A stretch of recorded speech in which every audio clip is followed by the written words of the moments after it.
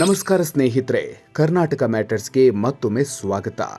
ಭಾರತೀಯ ಬ್ಯಾಂಕಿಂಗ್ ಲೋಕದಲ್ಲಿ ಯಾರು ಏರದ ಎತ್ತರವನ್ನು ಏರಿದವರು ಇವರು. ಕೋಟ್ಯಂತರ ಮಹಿಳೆಯರಿಗೆ ಸ್ಫೂರ್ತಿಯ ಕಥೆಯಾಗಿದ್ದವರು. ತಮ್ಮ ಸಾಮರ್ಥ್ಯದಿಂದ ಸಾಧನೆಯ ಶಿಖರ ಏರಿ ಅದೇ ವೇಗದಲ್ಲಿ ಪಾತಾಳಕ್ಕೆ ಕುಸಿದು ಬಿದ್ದವರು. ಅವರೇ ಒಂದು ಕಾಲದಲ್ಲಿ ಬ್ಯಾಂಕಿಂಗ್ ಜಗತ್ತಿನಲ್ಲಿ ಮಹಾರಾಣಿಯಾಗಿ ಮೆರೆದ ಚಂದಾ ಕೊಚ್ಚರ್. ಭಾರತದ ಅತ್ಯಂತ ಶಕ್ತಿಶಾಲಿ ಮಹಿಳೆಯಂತ ಗುರುತಿಸಿಕೊಂಡಿದ್ದ ಈಕೆ ಈಗ ಅಪರಾಧಿ, ಕಳಂಕಿತ ಅಧ್ಯಾಯದ ನಾಯಕಿ. ಯಶಸ್ಸಿನ ಸಿಂಹಾಸನದಿಂದ ಅಪಕೀರ್ತಿಯ ಸೆರೆಮನೆಗೆ ಸಾಗಿದ ಈ ರೋಚಕ ಪಯಣದಲ್ಲಿ ಉದ್ಯಮ, ಹಗರಣ, ಲಂಚ, ಜೈಲು ಎಲ್ಲವೂ ಇದೆ. ಏನಿದು 3250 ಕೋಟಿ ರೂಪಾಯಿ ಪ್ರಕರಣ? ಏನಿದು ಚಂದಾ ಕೊಚ್ಚರ್ ಲಂಚ ಕೇಸ್? ಇದನ್ನು ನೋಡೋದಿಕ್ಕೂ ಮುನ್ನ ತಪ್ಪದೇ ನಮ್ಮ ಕರ್ನಾಟಕ ಮ್ಯಾಟರ್ಸ್ ಚಾನಲ್ಗೆ ಸಬ್ಸ್ಕ್ರೈಬ್ ಆಗಿ ಮತ್ತು ದಯವಿಟ್ಟು ಬೆಲ್ ಐಕಾನ್ ಪ್ರೆಸ್ ಮಾಡೋದನ್ನ ಮರಿಬೇಡಿ. ಮಹಾರಾಣಿಯ ಉದಯ. ಚಂದಾ ಕೊಚ್ಚರ್ ಅವರ ಪಯಣ ಆರಂಭ ಆಗಿದ್ದು ರಾಜಸ್ಥಾನದ ಜೋಧ್ಪುರದಲ್ಲಿ.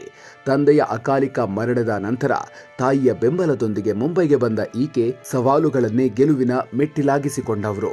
ಪ್ರತಿಷ್ಠಿತ ಜಮ್ನಾಲಾಲ್ ಬಜಾಜ್ ಇನ್ಸ್ಟಿಟ್ಯೂಟ್ನಿಂದ MBA ಪದವಿ ಪಡೆದಾಗಲೇ ಅವರಲ್ಲಿ ನಾಯಕತ್ವದ ಕಿಡಿ ಹೊತ್ತಿಕೊಂಡಿತ್ತು. 1984ರಲ್ಲಿ ಪುರುಷ ಪ್ರಧಾನವಾಗಿದ್ದ ಬ್ಯಾಂಕಿಂಗ್ ಜಗತ್ತಿಗೆ ಕೇವಲ ಒಬ್ಬ ಟ್ರೈನಿಯಾಗಿ ಇವರು ಕಾಲಿಟ್ರು. ಆದರೆ ಆ ಹೆಜ್ಜೆ ಒಂದು ಕ್ರಾಂತಿಯ ಮುನ್ನುಡಿಯಾಗಿತ್ತು. ಅವರಲ್ಲಿನ ಪ್ರತಿಭೆಯನ್ನ ಆರಂಭದಲ್ಲೇ ಗುರುತಿಸಿದ್ರು ಅಂದಿನ ICICI CEO KV ಕಾಮತ್. 2000ನೇ ಇಸವಿಯಲ್ಲಿ ಅವರು ರಿಟೇಲ್ ಬ್ಯಾಂಕಿಂಗ್ ಎಂಬ ಹೊಸ ಅಸ್ತ್ರವನ್ನ ಚಂದಾ ಅವರ ಹೆಗಲಿಗೆ ಹಾಕಿದ್ರು.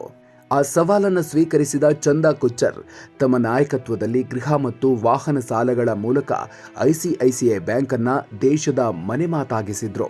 2009ರಲ್ಲಿ ಜಾಗತಿಕ ಆರ್ಥಿಕ ಬಿಕ್ಕಟ್ಟು ಜಗತ್ತನ್ನೇ ತಲ್ಲಣಗೊಳಿಸ್ತಾ ಇದ್ದಾಗ ತಮ್ಮ 48ನೇ ವಯಸ್ಸಿನಲ್ಲಿ ಅವರು ICICI ಬ್ಯಾಂಕ್ನ CEO ಆಗಿ ಸಿಂಹಾಸನ ಏರಿದ್ರು.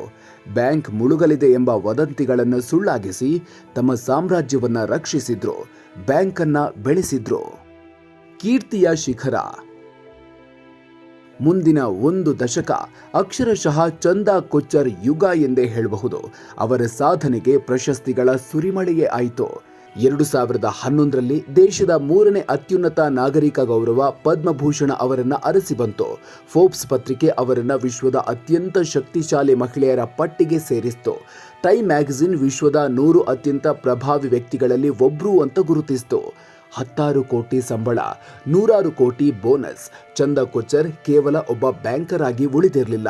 ಅವರು ಕೋಟ್ಯಂತರ ಭಾರತೀಯ ಮಹಿಳೆಯರ ಮಹತ್ವಾಕಾಂಕ್ಷೆಯ ಪ್ರತಿಬಿಂಬ ಆಗಿದ್ರು.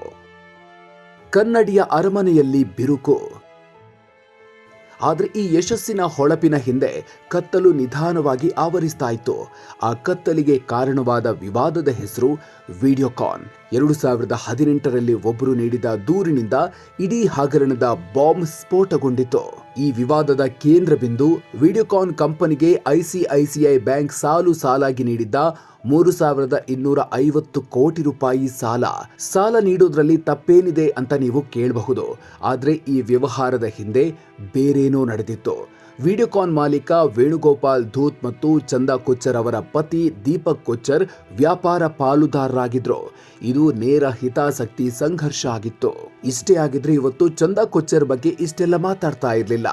ಆದರೆ ಚಂದಾ ನೇತೃತ್ವದ ಸಮಿತಿ ವಿಡಿಯೋಕಾನ್ಗೆ 300 ಕೋಟಿ ಸಾಲ ಮಂಜೂರು ಮಾಡಿತ್ತು. ಆ ಸಹಿಯ ಶಾಯಿ ಒಣಗುವ ಮುನ್ನವೇ ವಿಡಿಯೋಕಾನ್ ಅಂಗಸಂಸ್ಥೆಯಿಂದ 64 ಕೋಟಿ ರೂಪಾಯಿ ಹಣ ದೀಪಕ್ ಕೊಚ್ಚರ್ ಅವರ ನ್ಯೂ ಪವರ್ ಎಂಬ ಕಂಪನಿಗೆ ಬಂದು ಬಿದ್ದಿತ್ತು.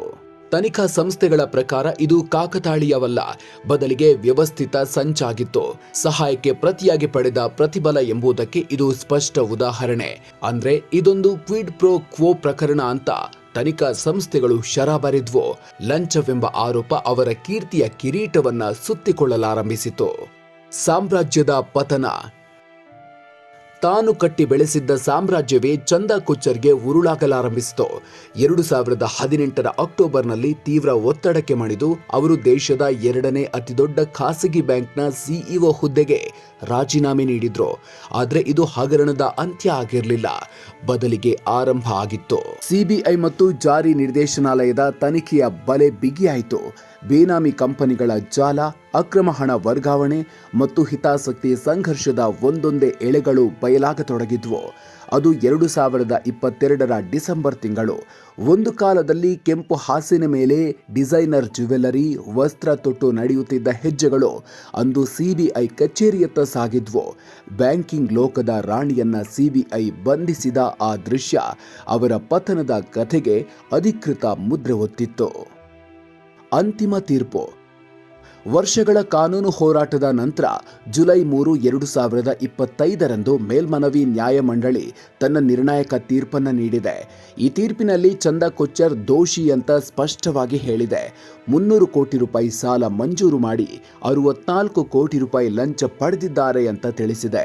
ಸಹಾಯಕ್ಕೆ ಪ್ರತಿಫಲ ಪಡೆದಿದ್ದಲ್ಲದೆ ಪತಿಯ ವ್ಯವಹಾರದ ಮಾಹಿತಿ ಮುಚ್ಚಿಟ್ಟು ಹಿತಾಸಕ್ತಿ ಸಂಘರ್ಷದ ನಿಯಮ ಮುರಿದಿದ್ದಾರೆ ಎಂದು ಹೇಳಿದೆ. ಅಲ್ಲದೆ ಇವರಿಗೆ ಸೇರಿದ 78 ಕೋಟಿ ರೂಪಾಯಿ ಮೌಲ್ಯದ ಆಸ್ತಿಯನ್ನ ಮುಟ್ಟುಗೋಲು ಹಾಕಿಕೊಂಡಿರೋದು ಸರಿಯಾಗಿದೆ ಅಂತ ತೀರ್ಪು ನೀಡಿದೆ. ಸ್ಫೂರ್ತಿಯಿಂದ ಎಚ್ಚರಿಕೆಯ ಪಾಠದವರೆಗೆ. ಚಂದಾ ಕೊಚ್ಚರ್ ಅವರ ಕಥೆಗೆ 2 ಮುಖಗಳಿವೆ. ಒಂದೆಡೆ ಪುರುಷ ಪ್ರಧಾನ ಜಗತ್ತಿನಲ್ಲಿ ಸವಾಲುಗಳನ್ನ ಮೆಟ್ಟಿ ನಿಂತ ಧೀಮಂತೆಯಾದ್ರೆ, ಮತ್ತೊಂದೆಡೆ ಉನ್ನತ ಸ್ಥಾನದಲ್ಲಿದ್ದಾಗ ವೃತ್ತಿಪರ ನೈತಿಕತೆಯನ್ನ ವೈಯಕ್ತಿಕ ಹಿತಾಸಕ್ತಿಗಳಿಗೆ ಬಲಿಕೊಟ್ಟ ವ್ಯಕ್ತಿಯಾಗಿದ್ದಾರೆ. ಅಧಿಕಾರ ಕೈಯಲ್ಲಿದ್ದಾಗ ನೈತಿಕತೆ ದಾರಿ ತಪ್ಪಿದ್ರೆ ವ್ಯಕ್ತಿಗಳು ಹೇಗೆ ನಾಶವಾಗ್ತಾರೆ ಅನ್ನೋದಕ್ಕೆ ಇದೊಂದು ತಾಜಾ ಉದಾಹರಣೆಯಾಗಿ ನಮ್ಮ ಕಣ್ಣ ಮುಂದಿದೆ. ಅಧಿಕಾರ ಮತ್ತು ನೈತಿಕತೆಯ ನಡುವಿನ ಲಕ್ಷ್ಮಣ ರೇಖೆಯನ್ನ ದಾಟಿದಾಗ ಕೀರ್ತಿಯ ಶಿಖರವು ಕುಸಿದು ಬೀಳತ್ತೆ ಅನ್ನೋದಕ್ಕೆ ಚಂದಾ ಕೊಚ್ಚರ್ ಪ್ರಕರಣವೇ ಸಾಕ್ಷಿ. ವೀಕ್ಷಕರೇ, ಈ ವಿಡಿಯೋ ನಿಮಗೆ ಇಷ್ಟ ಆಗಿದ್ರೆ ಲೈಕ್ ಮಾಡಿ, ಶೇರ್ ಮಾಡಿ. ಮುಂದಿನ ವಿಡಿಯೋದಲ್ಲಿ ಮತ್ತೊಂದು ಆಸಕ್ತಿಕರ ವಿಷಯದೊಂದಿಗೆ ನಿಮ್ಮನ್ನ ಭೇಟಿಯಾಗ್ತೀವಿ. ಅಲ್ಲಿವರೆಗೂ ನಮಸ್ಕಾರ.